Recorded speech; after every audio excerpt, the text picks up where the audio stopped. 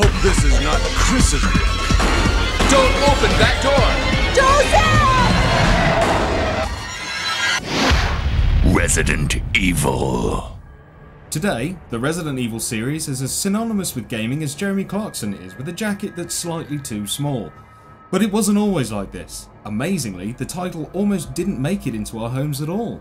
13 years ago, Capcom game director Shinji Mikami was given a project brief by game producer Takuro Fujiwara to make a horror title using ideas from the Japanese-only NES title Sweet Home, a minor hit for Capcom in 1989, based on a Japanese horror film of the same name. Titled Biohazard, the game took a lot of inspiration from Sweet Home, such as the mansion setting and door opening sequences, but it was more than a mere rehashing, it was the start of something great.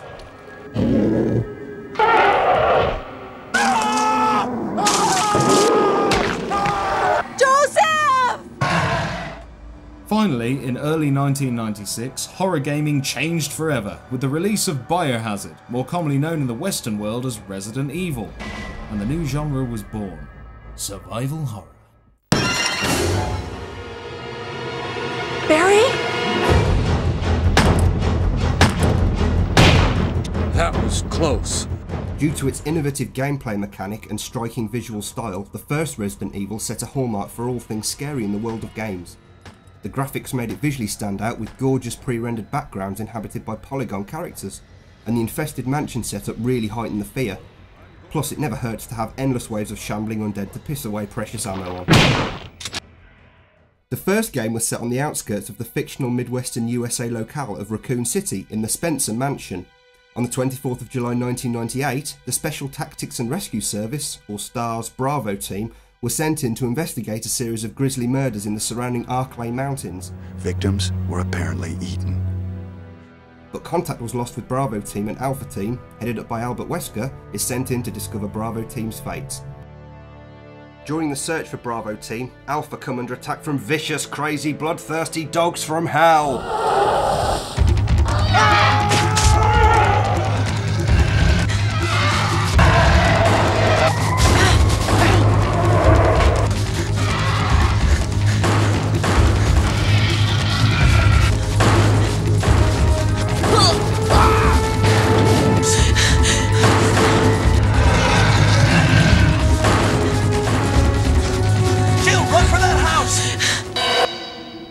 The team is chased through the forest where they have little choice but to take refuge inside the Spencer estate, whereupon they discover what's really been going on. Without giving too much away, it involves lots of zomboys. What? Did you just say zomboys? Yeah, why? It's pronounced zombies, you tard. What? Seriously? Yeah. I've been saying zomboys for 13 years. Anyway... Speaking of bad dialogue, the first Resident Evil wasn't best known for its polished script and faultless voice acting. Japanese to English conversions generally lacked in delivering a powerful and in some cases believable performance. Oh, Barry! That was too close. You were almost a Jill sandwich. You're right. The player had a choice of two characters, either Jill Valentine or Chris Redfield. This early choice also affected the difficulty of the game, with each character having their own pros and cons. Jill was a master lockpicker who started the game with a handgun, whilst Chris started with just the knife. However, Chris was stronger in combat and had a higher critical headshot hit percentage when using the handgun, but could carry only 6 inventory items, down from Jill's staggering 8 slots. Jill's lockpick was a key item in her inventory and was never removed, given to her early in the game by the 4th Bravo team member, Barry. We could get into trouble if we get lost. We should start from the first floor, okay? And Jill, here's a lockpick. It might be handy if you, the master of unlocking, take it with you.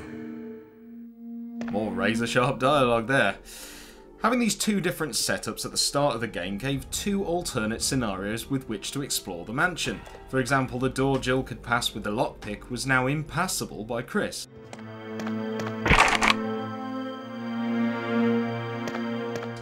Basically, Jill could reach areas that Chris couldn't, and Chris would then have to find a completely different way of exploring the mansion. If you'd already played through as one character, starting again with the other was like playing a different game, an innovative feature that was quite unusual at the time. What happened to Jill and Wesker? Puzzles were often set deliberately far away from each other within the mansion, forcing players to optimise their carried items to best fit the task at hand. This led to a lot of backtracking, although it was never boring, as more often than not you'd run into another wave of zomboids. Zombies! The game features safe rooms scattered across the map where players can store items in chests and then retrieve the same items from any other safe room. Fourth dimensional boxes if you like. But an early version of the game included chests that weren't interconnected, meaning items placed in one box wouldn't magically appear in one elsewhere in the house. Due to heavy criticism from an early review release, this style was scrapped, though it was re-implemented as a special feature of the later GameCube remake, which could be unlocked and endured by players. Resident Evil's style was inspired by many sources, one of which being George A. Romero's Living Dead series, Dawn of the Dead being one of Mikami-san's favourites.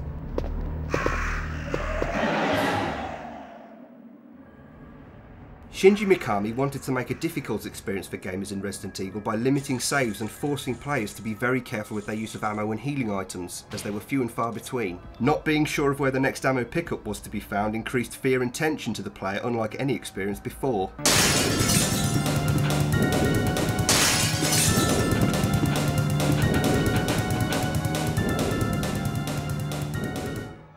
The game did feature a knife as a backup weapon, but it was almost pointless and did little more than irritate the thing that was trying to bite your face off.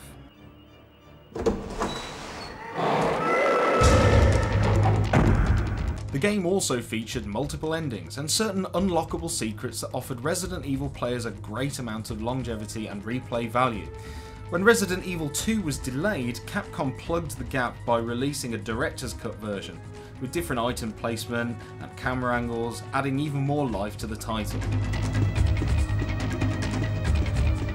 In 2002, a remake was released for the GameCube with fully updated visuals, but as great as it looked, we recommend for pure retro goodness you get yourself a copy of the 1996 PlayStation original. It shouldn't set you back much more than a $5 from eBay, or with a bit of patience and good fortune, it may surface on the PS Store in the near future. It must surely be a candidate. Chris, this way! The game spawned one of the most popular series of all time, a series that is fast approaching 40 million sales worldwide. In a nutshell, its enduring popularity and consistent inclusion in best game ever lists stems from the template set out by this first title. Resident Evil was a great horror movie that you could interact with, and giving the player control over their character's fate hammered home the drive to survive.